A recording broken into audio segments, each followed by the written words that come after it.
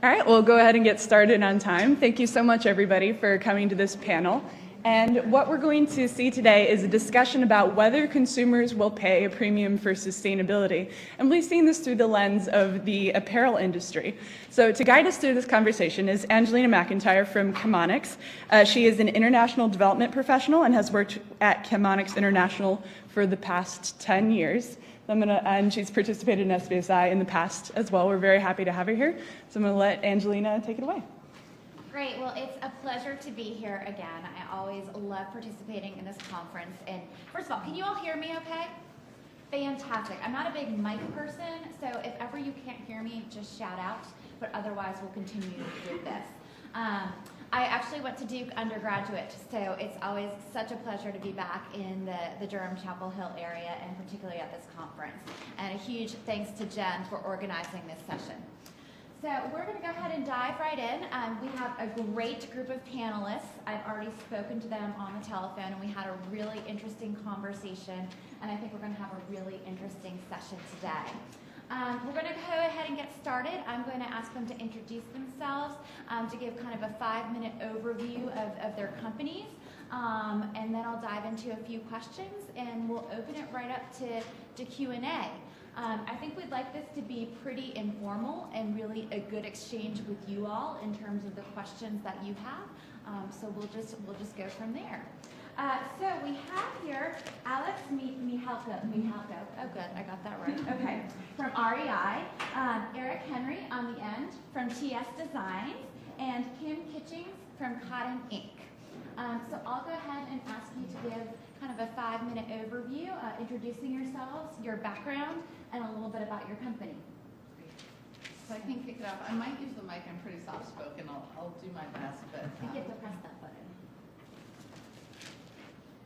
I think you just press the button. Yeah. Press and hold the button that's on the tail. This one. All right. Is this working? Yes. Perfect. Good morning. My name is Alex Michalko. I'm a corporate social responsibility analyst at REI. I'm a proud Fuqua Nicholas School alum. I graduated in 2010. Joint degree student. It's great being back on campus without the exams this time. It's a nice change. Really excited to be here and excited for our conversation this morning. I thought I could start by giving you just a little bit of background about REI. I'll ask first, who here is a member of REI? Okay. So about half the folks, it looks like. So REI is an outdoor retailer. We're based in Kent, Washington, just outside of Seattle. And our goal, our core purpose is to inspire, educate, and outfit for a lifetime of outdoor adventure and stewardship. So the environment is really core to what we do. And in a lot of ways, it's really our #1 product. So our goal is to get folks outside and enjoying the natural world, but also to do that in a responsible and sustainable manner. My focus is on our operational environmental footprint. So I really work to build the environmental accounting system that tracks and measures and reports our impact across the co-op. So that's with our 130 or so retail stores, our 2 distribution centers, and our headquarters. And then I work closely with my counterparts in the private brands team. So if you go into an REI store, about 20% of what we sell has the REI or the Novara brand on it. Novara is our cycling brand.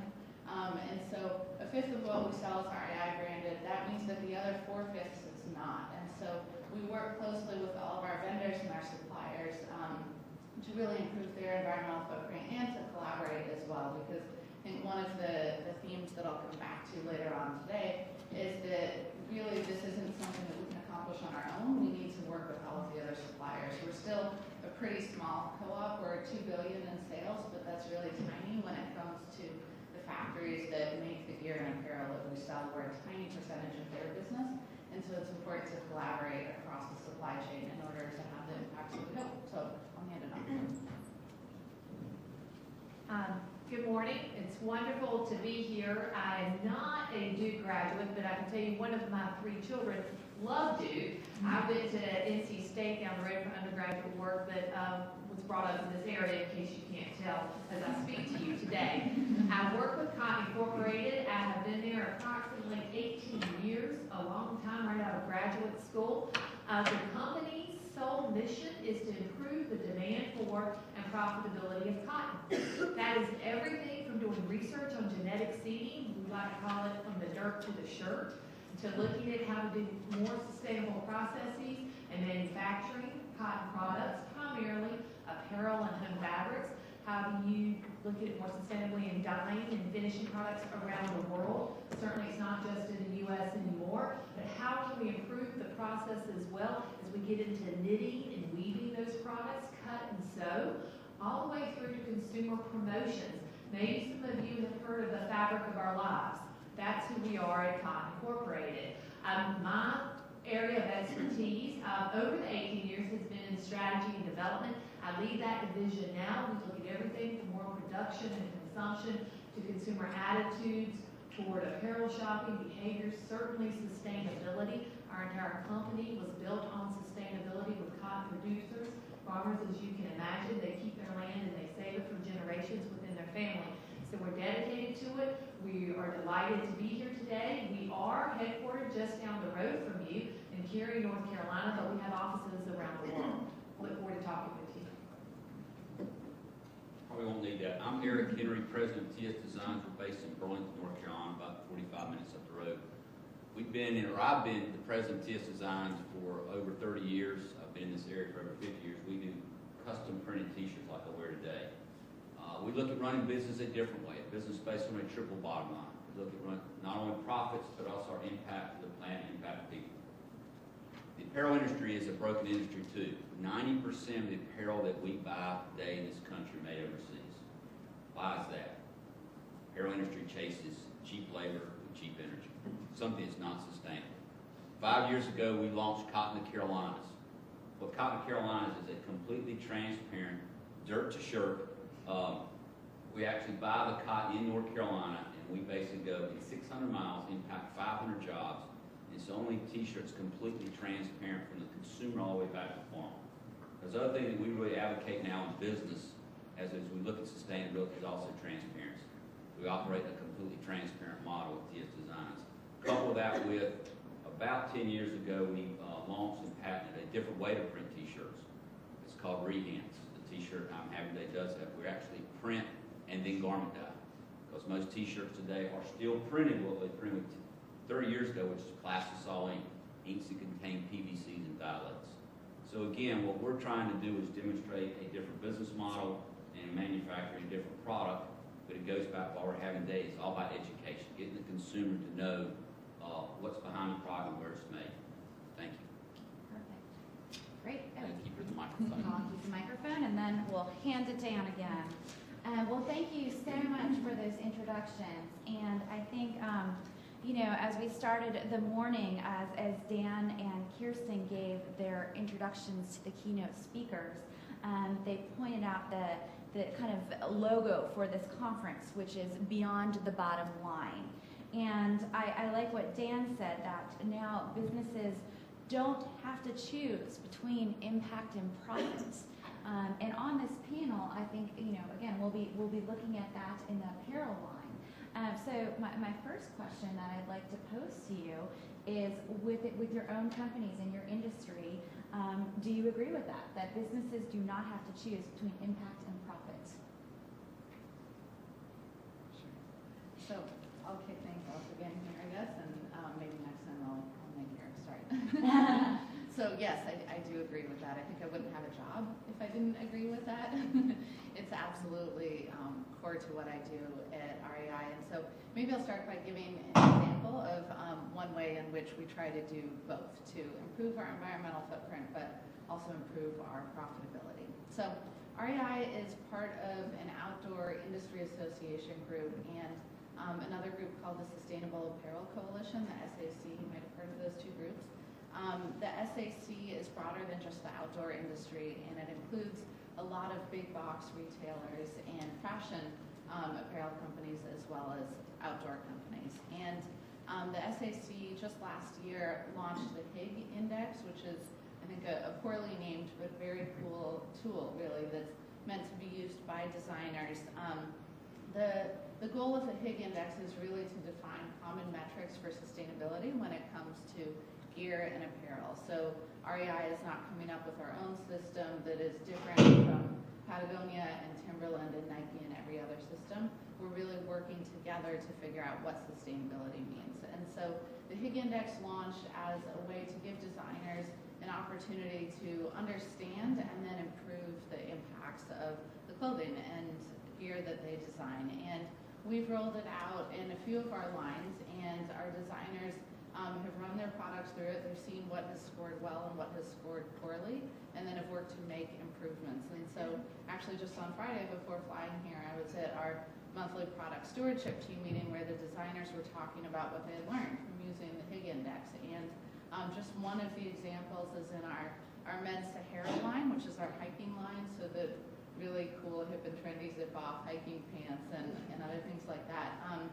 The designers have made just 1 or 2% improvements in marker efficiency, and marker efficiency is it's basically the percent of the fabric that actually gets used in the finished product versus the scrap materials that are left over. So if you think of rolling out cookie dough and cutting cookies out of it, marker efficiency refers to how much of the dough actually goes into the cookies versus what's left over. And of course, cookies is a little bit different because you can ball up the leftover dough and roll it out again. It doesn't work that way with clothing. And so the improvements that the designers were able to make from rethinking the way that the pieces of clothing fit together resulted in saving over 4,000 yards of fabric, and that's just in one product line for one season. So it sounds small. I know 4,000 yards isn't huge, but that's just the first step. And I think when we look to roll that out more broadly, it's going to have a really big impact, especially when we start working more with our vendors and our suppliers as well. So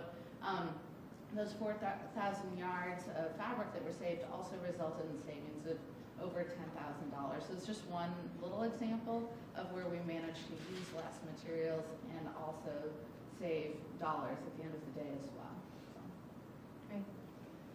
At Cotton Incorporated, we are also involved with Sustainable Apparel Coalition, and there are several other acronyms I could throw at you today.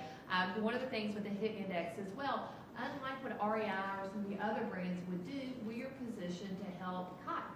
And cotton, of course, is an ingredient like polyester or nylon or other fiber would be. And what is the LCA or the footprint for cotton?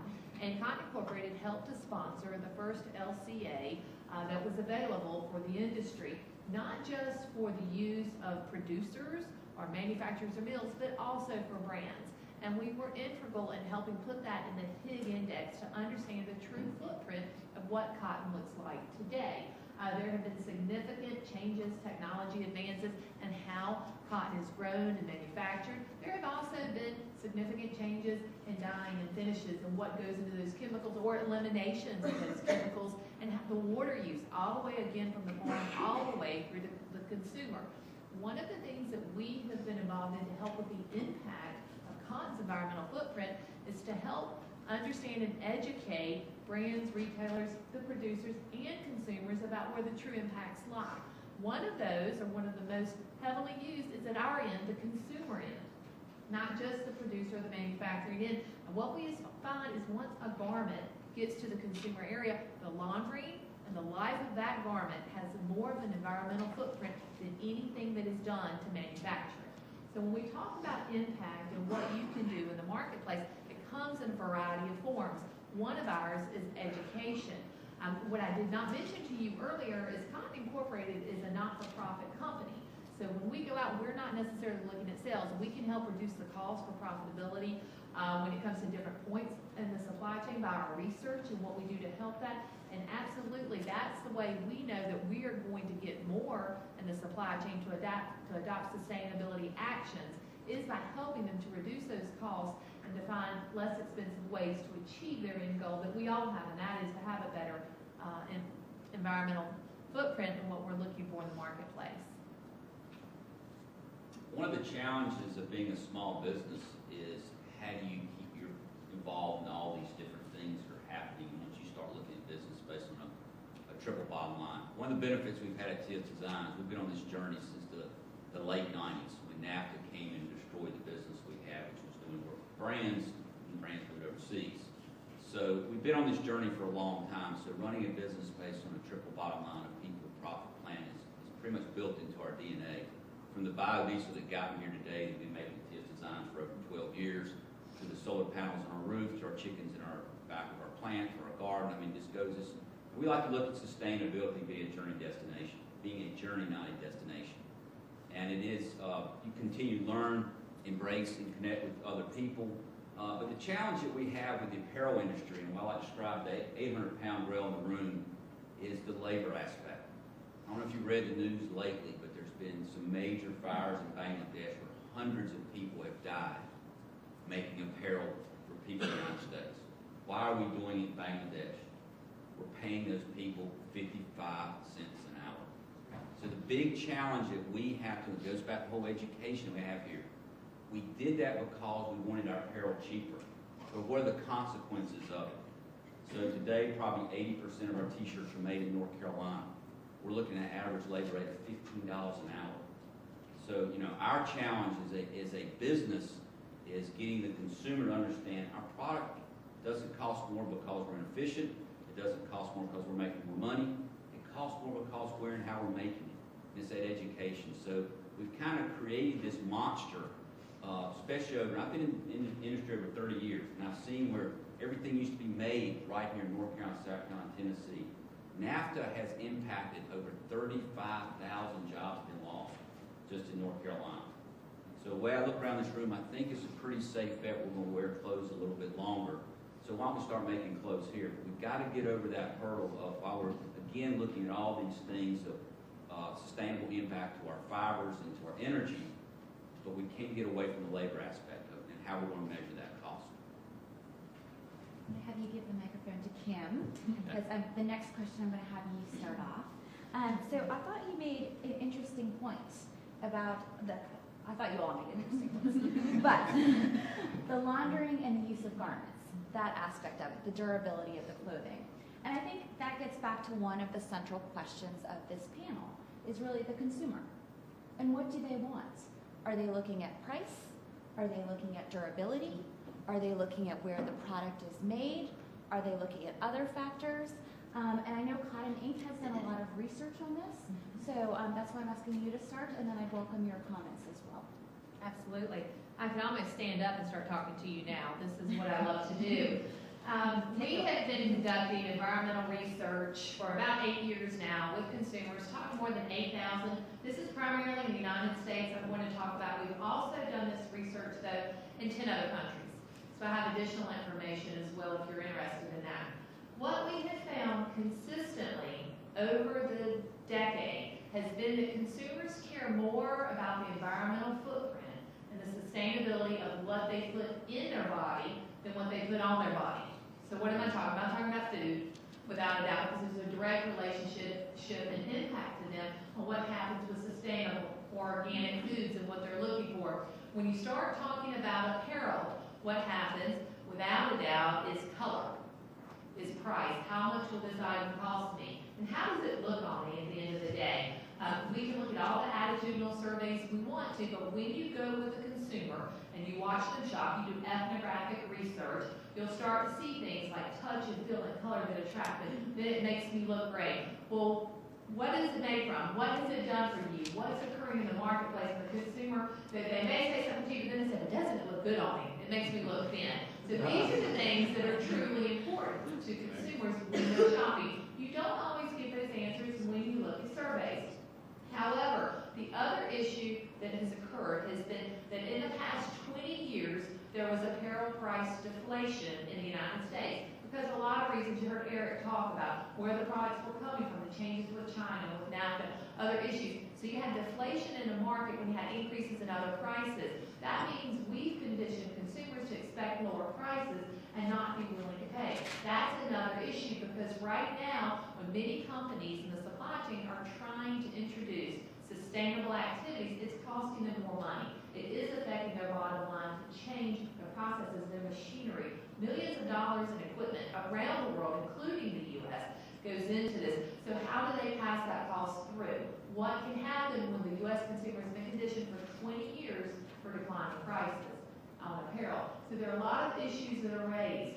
The other thing I wanted to share with you is we've just completed our second round this year, 2013 study This is the first time in 8 years that we have seen a mention and an impact of USA Made.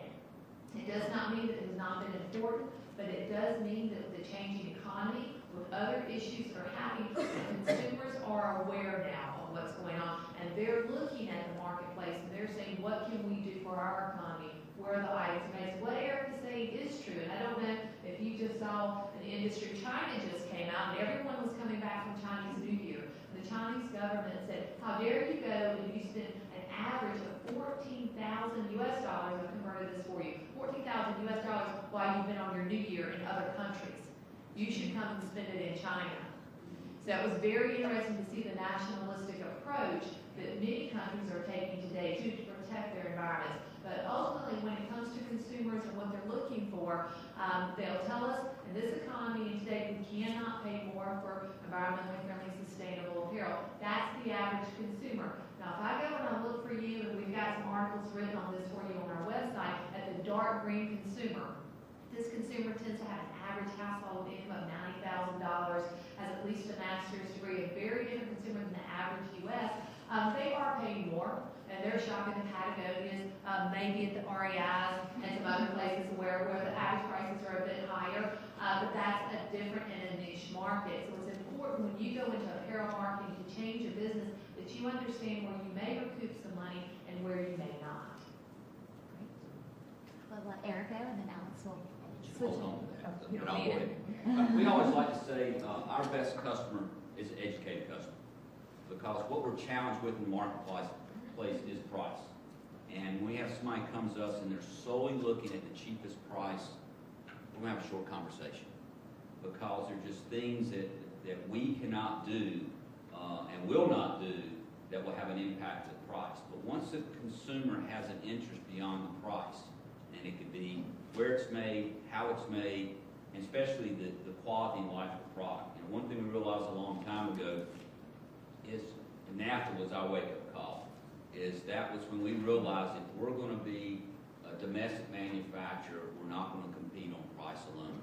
So again, back in the late 90s, we started going down the path, how do we make, we do printed t-shirts, how do we make a better printed t-shirt that will last, and not last months, but years. So we have spent a lot of time and effort of making a better quality t-shirt, everything from the yarn that we use, to how it's constructed, to how we print it, to how we dye it. So it ends up a lot more durable, long-lasting product. But exactly as you were saying too, is the interesting thing when you do the LCA on t-shirts, even all the great stuff that we do totally gets blown away if the consumer takes it home and starts pouring on the aggressive detergents and the hot water washes and the electric dryers. It gets blown out of the water there. So again, it goes back to, and I think really what's happened, especially over the last couple of years with the economy and people, not only the reconnection back to Made in USA, but I think the whole, what's happening in the climate change and things like that, the consumer hopefully is going to be, more connected. But I think it really boils down to there's like two camps out there. I put my dad in one of those camps where he just cares about the price. Give him a coupon, love him to death, but he'll go where that coupon will take him. But there's another group of people that are interested. And those are the people that we want to connect with and have that dialogue with and share and grow together. And how we can not only make a better product, but how we can reduce our impact on the environment. Great, so I'll be brief because I think Eric and Kim have said a lot. Sorry, I think Eric and Kim have said a lot of what I would say already, but a few quick points to add. So first we were talking about life cycle analysis and understanding the full environmental impact of products. And I wanted to give one quick example there of a brand that isn't really an REI brand, but has done great work in this space, and that's Levi's. So they did an LCA of a pair of their 501 jeans to understand the full impact of those jeans, from the cotton in the fields to what happens to the jeans at the end of their useful life. And Kim alluded to this earlier, but what they found is that the largest impact areas are water that goes into ground cotton, and then at the other end of the spectrum, it's how consumers care for those jeans and how often they wash them. And there's both the water usage, but also the energy that it takes. And so what Levi's has done, which I think is really neat, is they didn't just file this LCA away on a shelf. They used it to inform how they communicate with their customers. And so they created a care tag for the planet. So the typical sort of care tag that you might see on garments would tell you whether something is machine washable, whether you need to dry clean it. Levi's took it a step further, and they suggested that their customers actually wash in cold water, and not very often too. They've done some really clever campaigns on washing your jeans less often, which I think are fun.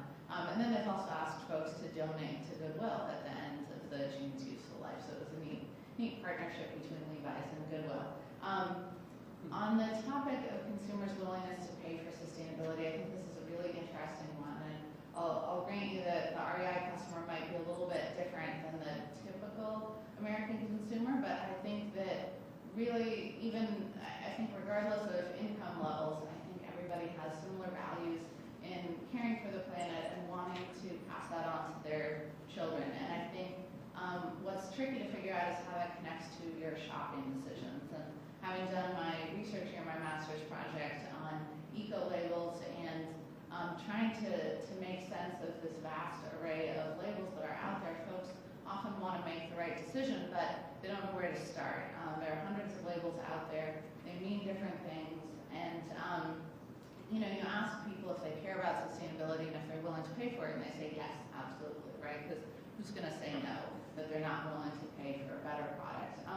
But as it turns out, when you follow them to the cash register, those decisions don't always carry through. And so what I think is interesting on that front is that people's hearts are in the right place. They don't necessarily have the information that they need to make the decisions.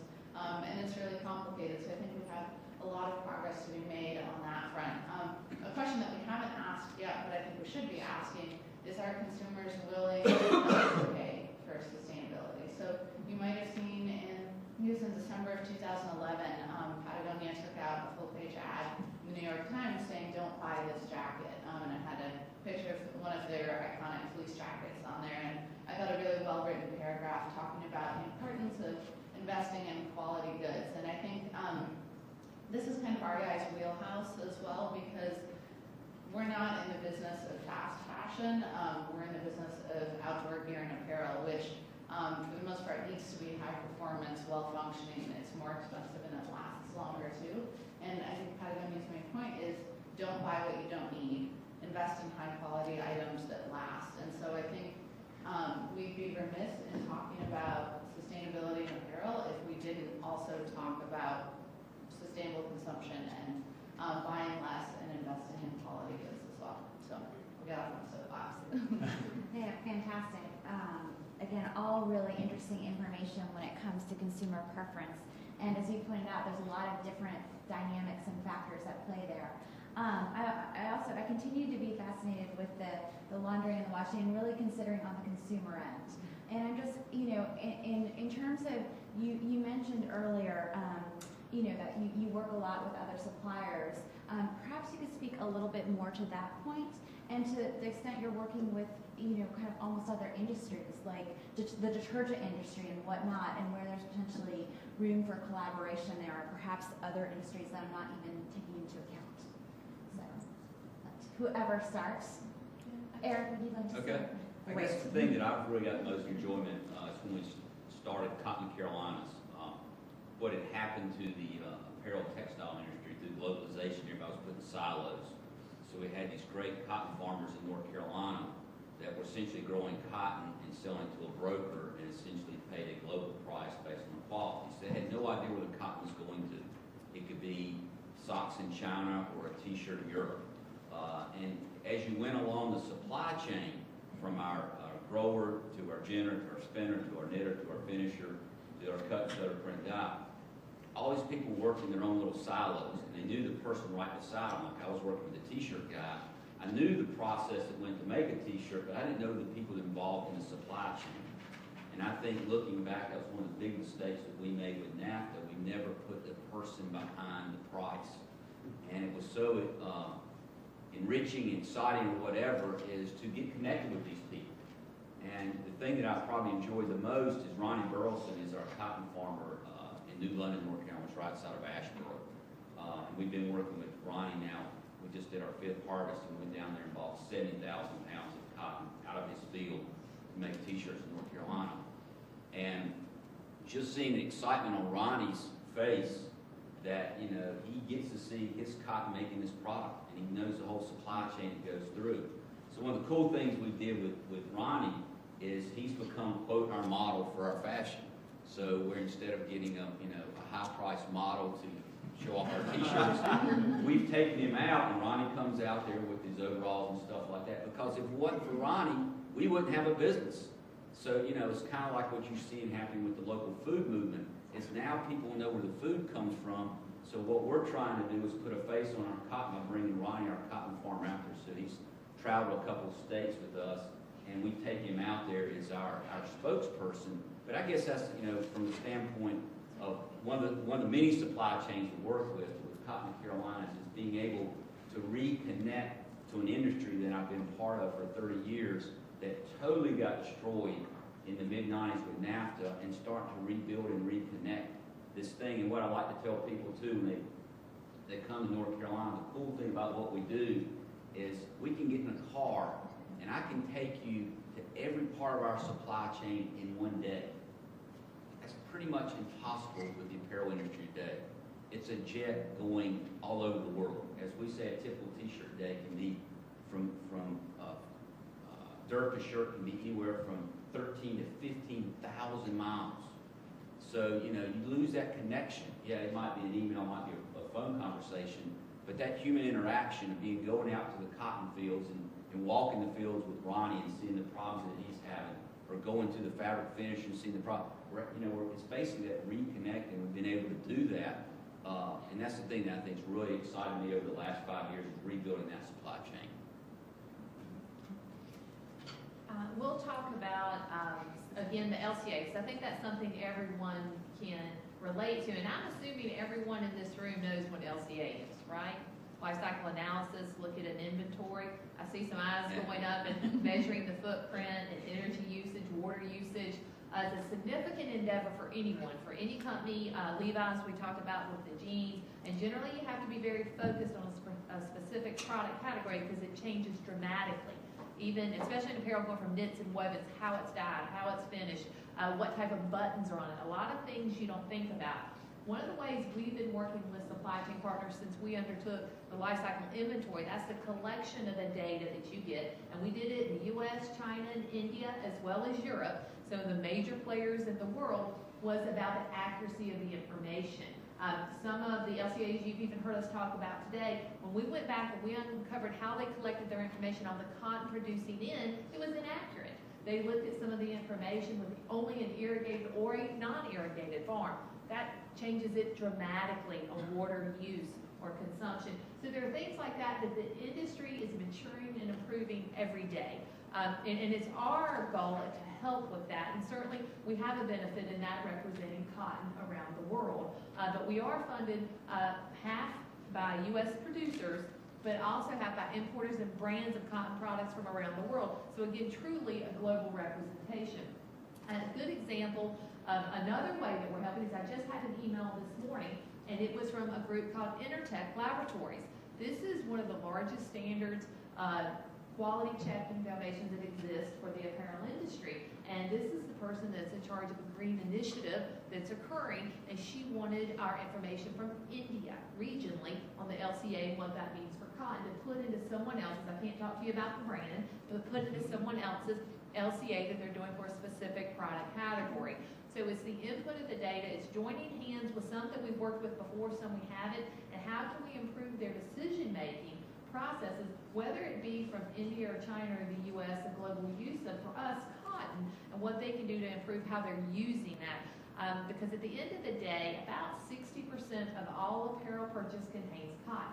It's still the majority of the marketplace. So how can we improve the footprint of all that are involved, whether it be 100% or mixed with other fibers? So that's just one area in which I think today, and there are many, many other stories that we could talk about. Maybe later we'll talk about consumer things that we do, and I know REI does this as well, at the end, with how we can take and recycle the goods and provide them back in different forms. Great, so I'll share two quick examples just to add on. So the first is the Hague Index, which we talked about earlier. Just wants to let you know a little bit more about how we're using that. So I talked about how our own designers have run their designs through the index and have identified areas for improvement. We've also asked our suppliers to do it as well. So the head of our merchandising division, which is where all the magic happens at REI. So those are the folks who decide what we carry in our stores. They hold a lot of power, to put it modestly. The head of that division sent out a letter to all of our suppliers asking them to use the Hague Index, and to run their products through it. And what I think is interesting is that at the beginning, we didn't ask what their scores were. We just said, use it. And let us know, first of all, did you use it? And the second question is, what did you learn from using it?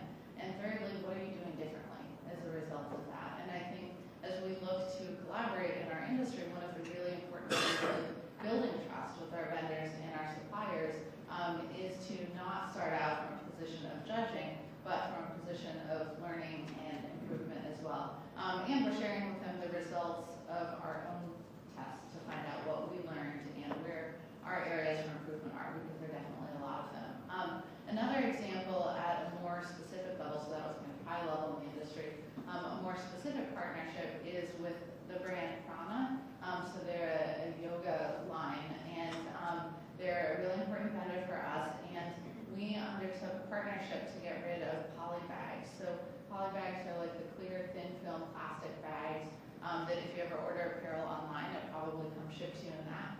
What you might not realize is that it also comes to the stores that way as well. So we get these giant boxes of yoga pants and tops, each of which are individually packaged in a poly bag. So produces a lot of waste, and it's not necessarily that effective in protecting the materials. They often arrive just fine without the poly bag. So we worked with Prana to get rid of the bags and to repackage the products. So instead of shipping them in plastic, they rolled them up, tied them with a little raffia tie, stuck them in a box, and shipped them to us. And what was cool about this is that, first of all, it got rid of the poly bags, which is actually a huge expense, because if you think about it, we're paying for the material. It's part of the cost of goods sold, the plastic.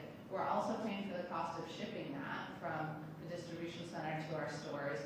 And then we're paying a third time when we dispose of the poly bags. So our retail waste expenses are around $1 million per year across the company. So it's not insignificant, and something like this could make a big dent in that, especially when you take into account the fact that we pay by volume, not by weight for our trash. So we're paying for a full dumpster to be picked up regardless of how light it is. So we got rid of the poly bags, which reduced our operating expenses. It also made our employees a lot happier. A lot of our employees are really committed to our sustainability efforts, and it broke their hearts to spend all day in the back room unbagging and throwing out plastic. And our executives go around to our stores and do visits, and they ask the employees what's on their mind. And pretty much without exception, poly bags came up at every single conversation and was a real point of contention. So it was a nice way to engage our employees in our efforts as well. And then, oh, by the way, because the product doesn't need to be unbagged, it can go right out onto the store immediately. So it's better for sales as well, because we don't have products sitting in the back room waiting for things to be quiet enough for the employees to have time to stock it. So I think it's a nice example of triple bottom line win from an initiative that, at least on the surface, looks like just an environmental project. That's a great example, and certainly as I was listening to the Gill Onions presentation this morning, I was thinking what an incredible investment that company made to figure out with the university another way to dispose of the onion waste. And it must seem somewhat daunting as a company at first to think about making that initial investment in terms of the financial commitment, the time, the resources, etc. And I wonder if you could speak a little bit to that. I mean, obviously these investments can pay off long term, but it can take a while for these investments to really take root. So I wonder if you could perhaps comment a little bit on that and your respective experiences. Eric, I know you made a conscious decision to focus on U.S.-based, the higher niche area, and all these would potentially, particularly at first, have an impact on your operating costs. So perhaps you could speak to that point. not sure I understand the question. Sure. Well, as I said, I could have perhaps Alex continue, saying in terms of, companies make investments to, as she gave the example of the poly bag or the example of the gilt onion today. I don't know if you were here for that this morning, that, they made this commitment to work with the university to figure out another solution for getting rid of their waste. You just gave the example of the poly bag, which, it is an investment of time, of resources, of finances up front. How as companies do you go about, convincing your employees, convincing management that this is a good investment to make long term? Is that Yes. clear? Okay. And I'll go a little bit different direction because we made a big investment. In TS Designs, we're 17 employees. But one thing that we realize, again, as you start looking at your business and the impact it has on your community and environment, things like that, is we realized we had a broken food system. So when I looked at our employees and I looked at their food options, being in Burger King, McDonald's, or Wendy's, due to time, money, and education, we basically took a very aggressive effort starting 4 years ago in bringing farming to our facility. So if you came to TS Designs, you would see a large-scale garden. You would see chickens. All the food, all the eggs go back to employees. We make a very big effort to not only produce this food using our employees. They basically changed our employee policy where if there's work to be done in the garden, you're required to work 30 minutes a week. You're paid for it. But we realized if we didn't do that, we had some employees that had never been engaged in a garden environment. We had employees that had no idea what eggplant, squash, or zucchini was. I had employees, all this is free, and and once a week we get together and enjoy this food, we took our break area and made it a kitchen area. I would have employees get in their car, go to the store, or go to Wendy's to buy processed food. It told me how broken our system was. So what we felt like upon ourselves as a business, we have a commitment to them other than just them doing the job and paying them the salary, is re-educating them and connecting them to local food. So again, we're on this journey to do this. So again, it's a cost to our business. So what do we want to do? We want to minimize the inputs.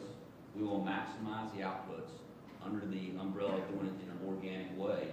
And again, it's taken us a long time to do this. Again, we're getting ready to start our 4th or 5th year. But I mean, by bringing chickens into the environment, by composting, by getting food waste from a local cooperative grocery store, we've driven our costs down, our yields have gone up. And again, we have nobody at TS Designs that has a weight problem. We have nobody at TS Designs that has smoking. It's not because we said you can't be overweight. It's not because you can't smoke. It's we've created a different environment. And by creating this environment, you have people says, hey, this not only going to save money, but basically going to be healthier.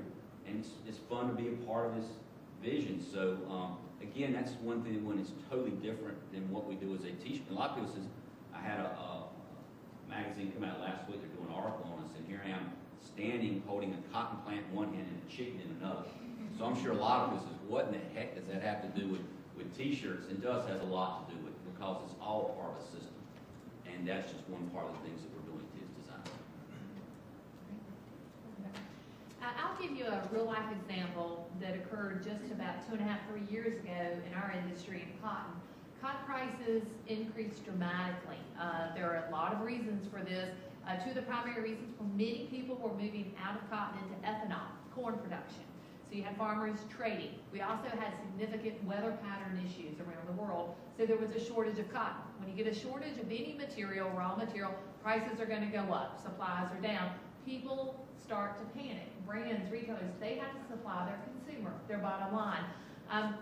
During this time, many of the brands looked at substituting other fibers for cotton. Of course, we're sweating it as well at the company at Cotton Incorporated. It's what we do, and we're trying to keep them in cotton. But now we're 2 years removed, and we are trying to measure the changes of what occurred. Of that apparel that made it 6, 8 months out, finally to the retail level, did consumers notice? Did they care? Well, with social media today, with customer comments, it's easy to look and to see. We are right now just finished a research program with 40,000 different products, 200,000 comments, quantifying what occurred. And what we saw, absolutely consumers recognized the substitution. Honestly, I didn't know if we'd see that or not. They were making comments such as the quality has changed, the weight of the fabric is different, it's not quality, my jeans ripped. What happened? Why did you substitute? And the consumer didn't understand. The truth is they didn't even know that there was a historical run in prices. All they know is the product they got wasn't what they expected. I share that with you because you can't go and change completely the values, the product, what you deliver to your consumer because he or she has an expectation of your brand and of quality. Now, certainly this has helped us. We had brands, very, very large retail stores you would know from what we call specialty all the way through to department stores coming to us and saying, we've got to stay in cotton. How do we go through this wave if it occurs again? Now, how do we ride that to make certain that we don't have these types of comments coming to us? Because what happens, consumers say, I'm not going to buy your brand again. You've lost that customer. You can't afford to do that. You've worked too hard to earn that customer. So that's one reason that you want to invest, whether it's a 5-year or a 10-year, and you try to find a way to sustain when waves happen. Another item I wanted to just share with you is about 5 years ago, we published a book called The World of Ideas. And this was a book that talked about sustainable practices and reduction of water and energy for people in the supply chain, manufacturing apparel. But what we did, working with other companies, we went and we put an ROI on that. We told them your investment would take this many years, but your return would be this.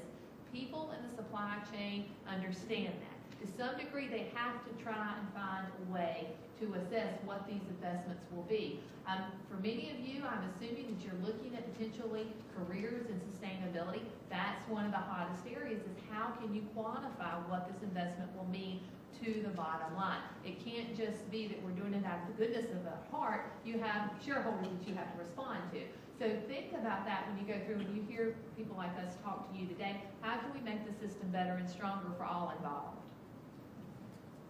That's a great point. So as our resident metrics geek at REI, a big part of what I do is working to quantify the connections between our environmental decisions and the business impacts that they have. And I think one of the clearest examples of that is in energy efficiency. So we have a pretty great renewable energy program in place. We have solar on a lot of our stores, and that's what's most visible to our customers. But even before we invest in solar, we try to minimize the energy that we use at our stores.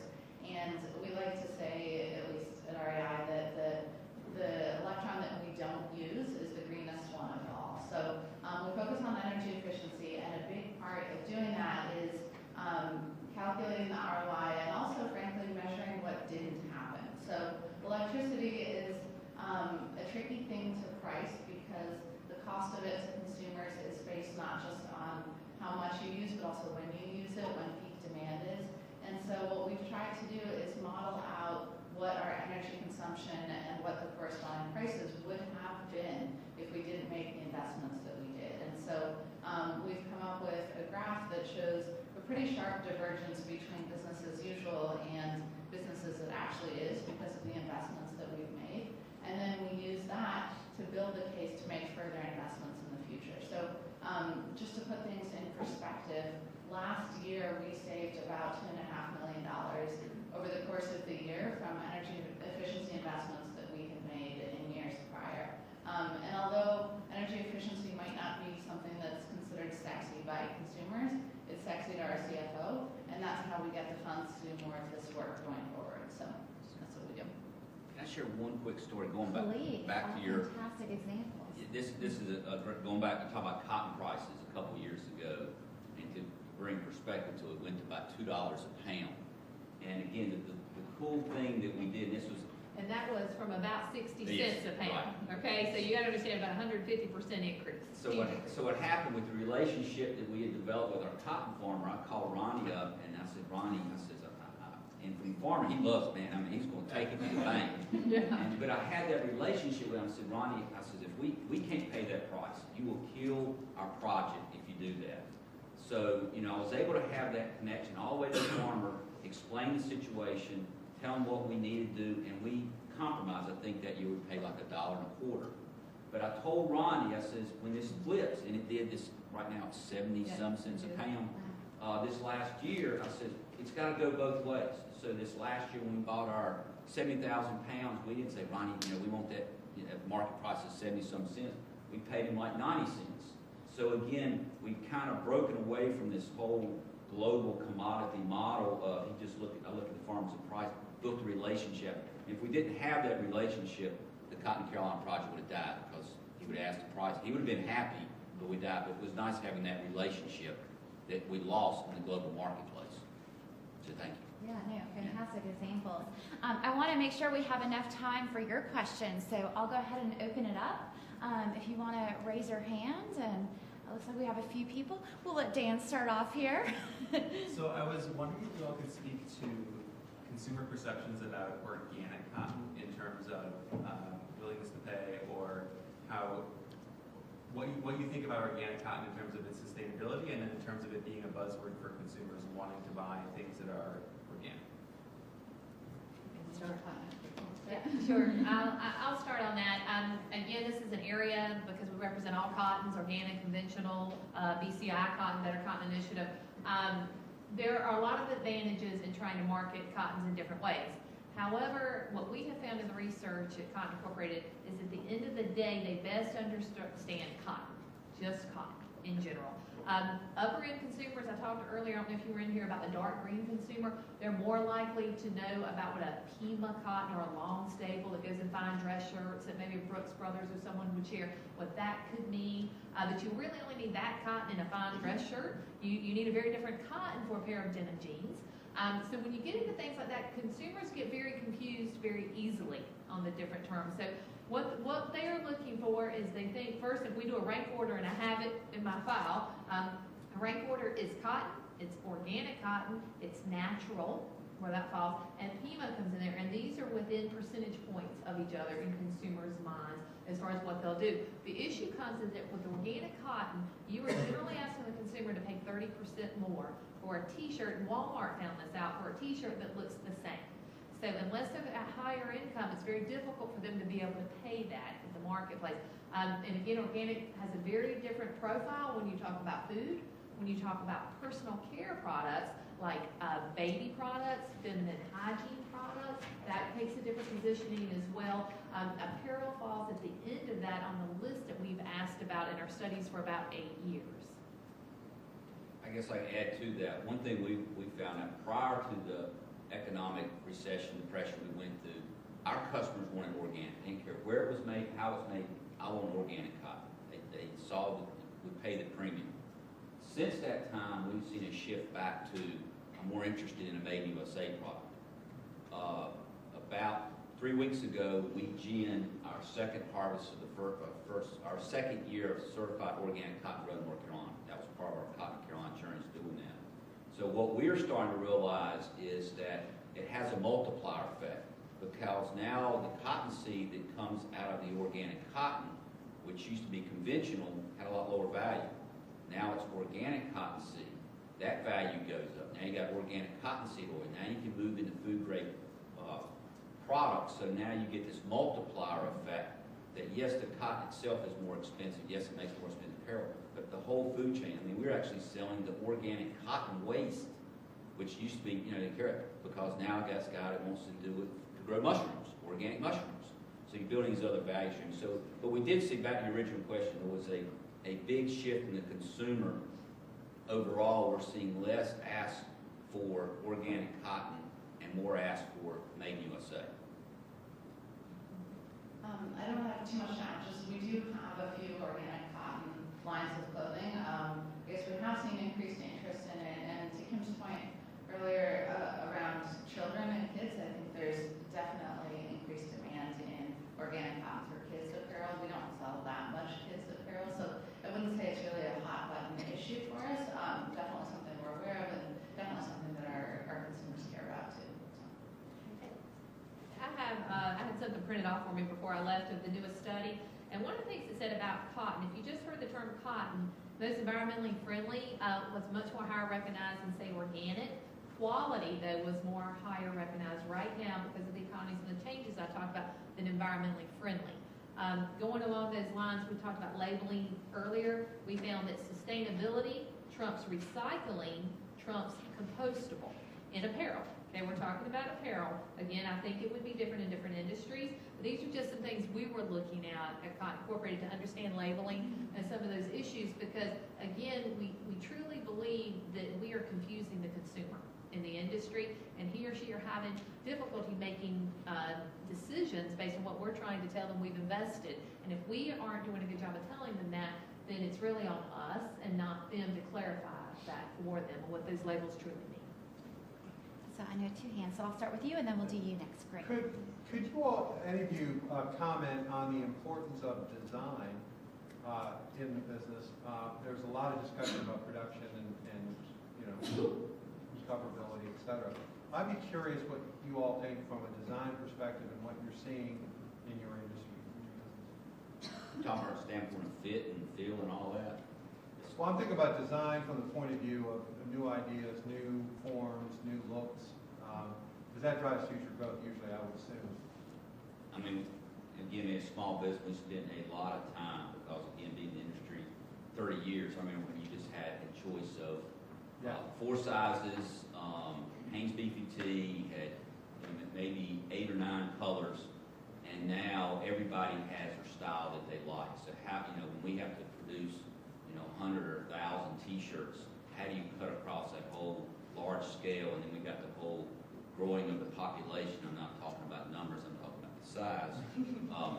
And then, women want a women's t-shirt. Well, then you've got, it is challenging, and we're constantly, going back, the weight of the fabric, the cut, the size, and it's tough because the consumer wants what the consumer wants, and now they have all these choices. So how do you offer those choices, and then how do you convey that information to them, especially if you're doing something online? How do you share that with them so they know how it's going to fit? So, we constantly discuss it, constantly address it. I guess our focus has been years ago as we developed a product that's garment dye. So what that does is that totally takes shrinkage off the table. So one thing we say about our product, when the consumer gets it, that's the way it's going to look today, and the way it's going to look 10 years down the road. I don't care what you do with it, how much hot wire, whatever you do to it, it stabilizes. So we've taken that off. But it is challenging because today's consumer wants choices. It's a great question, and I think design is incredibly important. It's a big part of why we have our designers sitting on the product stewardship committee, because we need them to tell us things like, we need tools that are going to help us make better decisions at the relevant design points, not when it's too late. So the improvements that they made in marker efficiency were great from an environmental perspective, but at the same time, they also needed to balance out the labor impacts of that, which might not be obvious at first glance, but you can get really efficient by making smaller pieces of fabric, more pieces that need to be sewn together, but the more seams, the more labor, and frankly, also potentially the greater chance for apparel ripping as well. And so it's important that we have our designers literally at the table so that they can help us understand the impacts that are cross-cutting, not just environmental issues. So I think that's really important. I think from what I've learned in working with brands and retailers, that design is the fundamental foundation. When you come in, you have to have that ticket to get to the game. Then they're trying to put things like performance features in there, wicking, antimicrobial, things of that nature, or then they're trying to put marketing terms like sustainability with it. But without design, you don't have a product. When someone walks in, it's going to be the color, it's going to be the design, it's the fit first in apparel, then everything else comes second from all of our research. And one other thing I'll just add quickly is that design matters for all of the reasons we mentioned already, but also because the impacts are so long lasting, especially when it comes to outdoor gear and apparel. I have some jackets from Patagonia and the North Face from the year 2000 that I really wish would rip because I don't like them anymore. The colors aren't very stylish, but they last. And so the decisions that are made today by our designers and everybody else's designers, unless you're in the fast fashion world, they're going to impact clothing and landfills 10, 15, 20 years down the road too. So it's important that we get this right as quickly as possible. My wife is 54, and she has a coat that she wore in 6th grade and still in perfect shape. Wow. That's sustainable. It might be cotton not true. That's fantastic. I know you had a question? Yeah, I was just going to kind of build on the other question about the organic. I've been studying the food industry for the last 3 decades, and we saw originally when the organic, if you will, movement came along, it was all about avoiding the negative. You've got to keep the pesticides out of our body, keep the GMOs out of here, and attack the evil corporations, and it was a lot of that kind of stuff. And certainly we've seen over the last decade that it's transformed more into the local food movement, where it's very much building on the kind of things you're doing, where people want to know. Like, I live in Carborough, you want to go and shake the farmer's hand, and say, hey, I want to feel your callous hands, you're the guy that grew it. And I think the food industry found out they were entering a very slippery slope when they started bashing ingredients. Because not only are some companies playing out of both sides of it, I think we'll hear from Stonyfield later, part of Dan, and so you got an organic line within a much bigger line. And so they found that was a very slippery slope if you start building your marketing program by telling people, avoid this nasty stuff you don't want. And I think you'd run into the same thing if you were saying, avoid those sweatshop produced shirts, or, in other words, I see what you're trying to do is build much more on the positive advantages. And I'm thinking now of my son he's 29, he goes through all these phases of stuff. And now he will not wear anything that's not 100% cotton. And he's got his reasons for it, and they do tend to play on the health aspect. He feels better in it, he thinks it's better for his skin. So I'm just wondering if you guys would address, particularly, I know in Cotton Incorporated, you've done a lot of this research. What are the sort of trade-offs between talking about the problems you're avoiding versus the really good stuff you're going to get?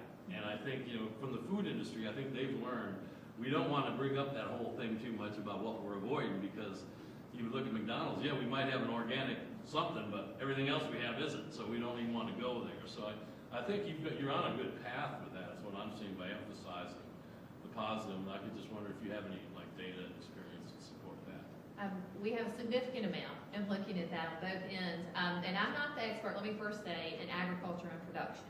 But I have been exposed to it over 18 years. And what I find is you have to have trust.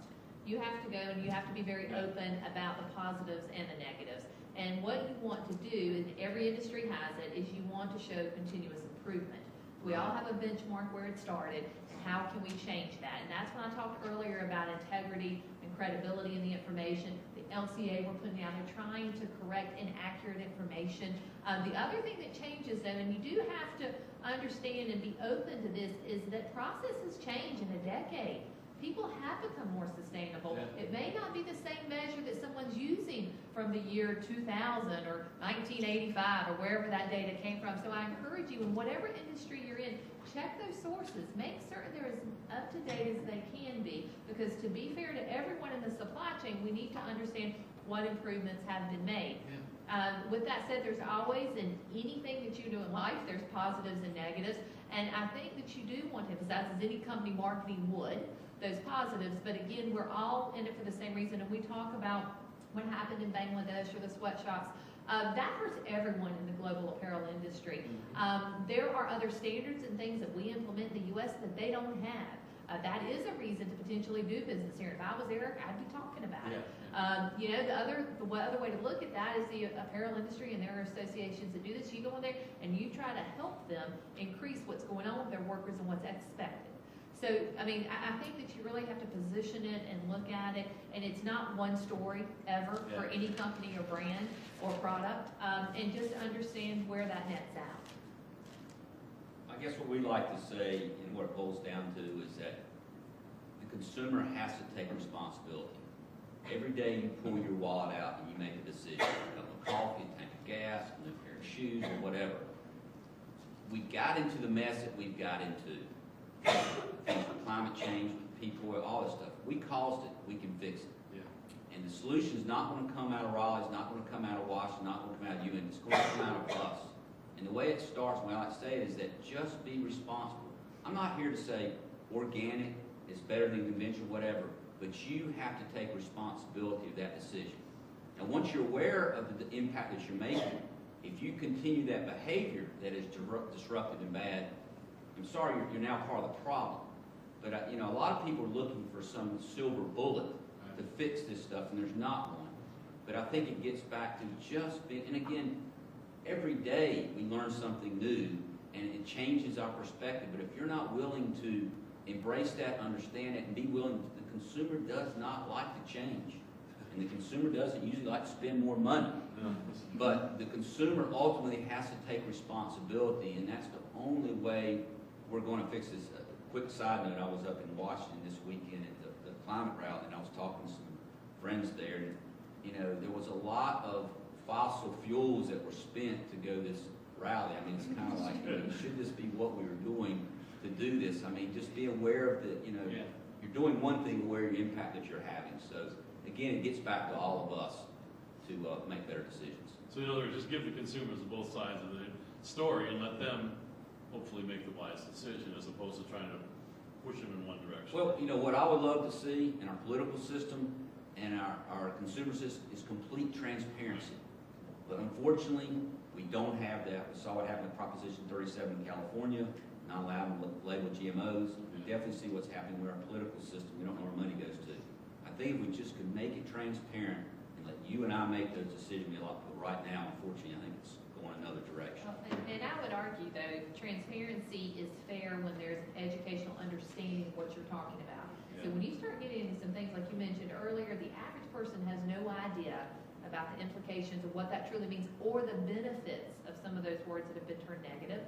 So I think that you have to be careful too if you're marketing your product, which it sounds like you are, where you push that as well. But you need to be prepared and ready to inform them completely, or at least promote them to a website or something that will do it accurately and fairly. Yeah, and I think it's important not just to follow consumer pressure, but to really be more proactive about it. So I'm thinking of RSLs, restricted substance lists, that a lot of companies have. These are lists of chemicals that they will not have in their products. And that's fine, but it tends to be something that's created more from a regulatory compliance perspective. And I think if you're doing that, it's kind of like playing whack-a-mole. It's not a really sustainable approach, meaning not a long-term approach to chemicals management. And it's a tricky issue, so I don't mean to suggest it's something that we've got figured out, but it's something that we're working on. So through the Outdoor Industry Association and the SAC that I mentioned earlier, we're part of a chemicals management working group with some really smart people who have PhDs in chemistry from both from companies like Dow Chemical, but also from the Environmental Protection Agency. And we're working to come up with a framework for managing chemicals that is relevant to their impacts and also is something that takes into consideration consumer concerns, but tries to go beyond that as well, to be a little bit more proactive. And it's definitely a big issue in the outdoor industry since there's so many finishings and coatings on products that need to be durable. There are a lot of issues that you wouldn't necessarily see in the fashion industry where clothing's not coated or doesn't need to be as high performance. So yeah, it's a big issue. I know I'd seen a hand over here earlier. I think we just have time for a couple more questions. So you had your hand up, and then we'll get one more over here. Go ahead. Thanks. Yeah, I just had a quick question. Looking at the cotton apparel industry as a whole and all the different manufacturers, are there any key areas within the supply chain that you feel as though has the biggest potential for repatriation? And if so, I might know the answer to this question, but what will be the key drivers that cause those areas to become repatriated? You're talking about making it back domestically? Yeah, as in maybe growing. Growing should all be done in the States. Are there any key areas that show the biggest potential for repatriation that are currently not repatriated right now as a whole? Well, the cool thing I can say from the North Carolina standpoint, I had this conversation with Governor Perdue and Keith Briscoe. Everybody's running around trying to create jobs. North Carolina is usually in definitely that top 5 is one of the top 3 of cotton producing states within the U.S. We grow good cotton, high quality cotton in North Carolina, but most of that goes outside this country. Keeping that cotton in North Carolina has a lot, because think about, unlike other agricultural products where yes, you keep in states and it's sweet potato fries, the job impact of keeping cotton in North Carolina and creating jeans or creating socks or creating blouses or dress is tremendous. But getting the state to understand the value of this asset they've got there and not just look at it as this commodity that integrates and we sell around the world, but we're selling it at its lowest possible form, which is yarn. we could kept it in the States, the job impact would be tremendous. But again, it's back to the education. Yes, it's going to cost more because the labor's going to take to do it. But again, I like to say that, you know, the whole thing that NAFTA was pushing at is that, yeah, we're going to get your jeans and t-shirts cheaper, but what difference does it make it cheap if you don't have a job? So, you know, we didn't measure the total cost, so I think it's back to that education standpoint. But North Carolina is in a another thing that North Carolina, that in my research has found out, is that the apparel industry in the U.S. has been fairly devastated by the global apparel industry. But North Carolina has probably the most infrastructure still in place to be able to take it from cotton to jeans or cotton to t-shirts. Because when you look at places like Texas and stuff, it eventually comes to North Carolina for spinning or whatever. So we have the ability to build it back quicker, I think, of any other state that I know of in our country. When you look at production, there's 17 states that produce cotton in the U.S. Over 50% of all cotton produced this growing year would be in Texas. Okay?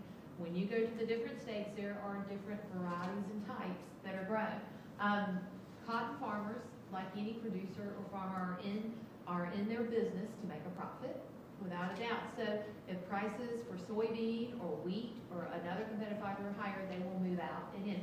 So a lot of that depends on many other items that are occurring in the marketplace, not just the growth of cotton. And I think Eric absolutely said a lot of things that make sense about the jobs it brings in, as well as the infrastructure that still exists. Because for us, when we talk Cotton Incorporated, we certainly talk about producers, but then we move into the supply chain. And we've gotten a lot of phone calls about this recently, about where can I find USA-made clothing, where can I reinvest? This is by Korean firms, other firms, where can I find? Some of the issues are there are some manufacturing facilities available, but they're not many, because the exodus occurred years ago, 15, 20 years ago now, when this started. So you have a significant capital investment that has to come to bring different types of jobs back into the United States. And you don't always use the same, getting back to the producers, you don't always use the same tractor and attachments for cotton that you may use for something else. So unfortunately, everything's not interchangeable. So when you really start getting into it, there are a lot of factors to consider. There are hot spots that are opportunity, land availability, irrigated land, things of that nature. Sometimes you don't need that because cotton is the most drought-tolerant crop, excuse me. It's not always needed, but so there are lots of things to consider there when you ask those questions. So it's not as easy as 1, 2, 3, and I can hand it to you. I wish it was that easy, but there are areas of opportunity. Yeah. Hopefully today you found out that nothing's quite that easy as 1, 2, and 3. We just have a few more minutes left. Do you have any final comments to that, or? Okay, let's do. I know there's one more question here. Thank you so much for coming. This is really engaging. So you mentioned educating the consumer, and that's really important. But what about your other customer, which in a lot of cases, maybe not for REI, could be business to business. So your company is selling to retailers.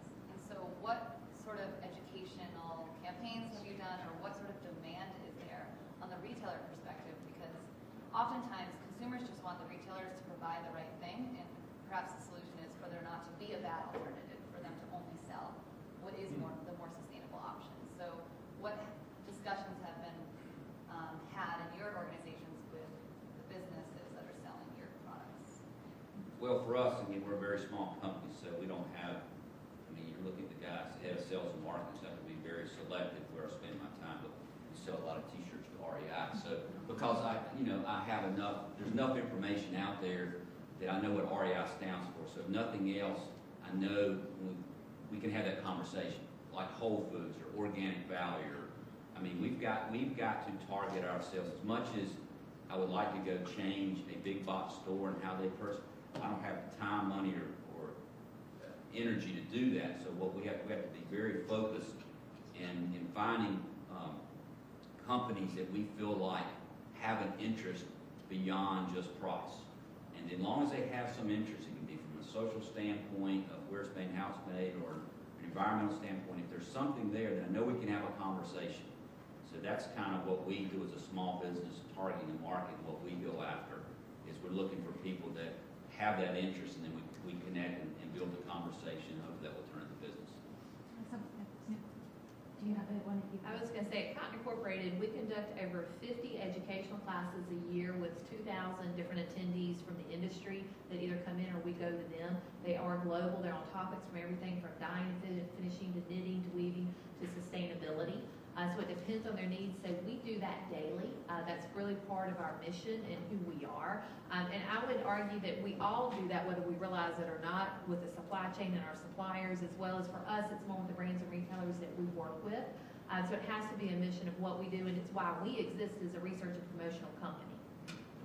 And as a retailer, I think it's our role both to try to set a good example by practicing what we preach, by being specific in what we ask of our vendors, but then also more importantly in recognizing them for doing good work in this space. So every year we give out our Vendor of the Year awards at the annual Outdoor Retailer Show, and I had the opportunity to attend this year, and sustainability was mentioned in all three leading categories. So I think it's important not just to ask our suppliers to provide us with sustainability metrics, it's important to follow up and tell them how we're using that, and to make it clear that that is a key factor in what makes a good vendor partner as well. Well, I believe that concludes our session. Hopefully, if there are any further questions, you can approach one of the panelists directly.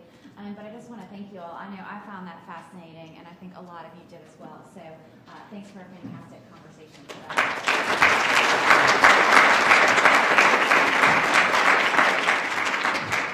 And thank you, Angelina, for moderating as well. So I just wanted to give you all some additional information to go forward with. If you're interested in continuing this discussion, then I've got great news for you. We're serving lunch right now in the Kirby Winter Garden. And you'll notice, like Dan said earlier, the tables have different placards on them. So if there's a topic of discussion you're interested in, go ahead and sit at one of those tables and continue that.